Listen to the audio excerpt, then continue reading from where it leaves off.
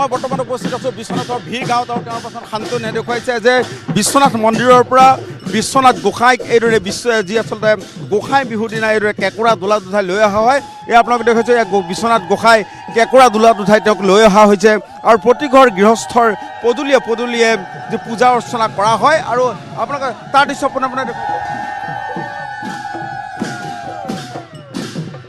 এয়া কেঁকুৰা দোলাত উঠাই বিশ্বনাথ গোসাঁইক এইদৰে গৃহস্থৰ পদূলিত ৰখোৱা হৈছে আৰু এইদৰে সকলোৱে তেওঁ পূজা অৰ্চনা কৰিছে নিজৰ মনোবাঞ্ছা পূৰ্ণৰ কাৰণে।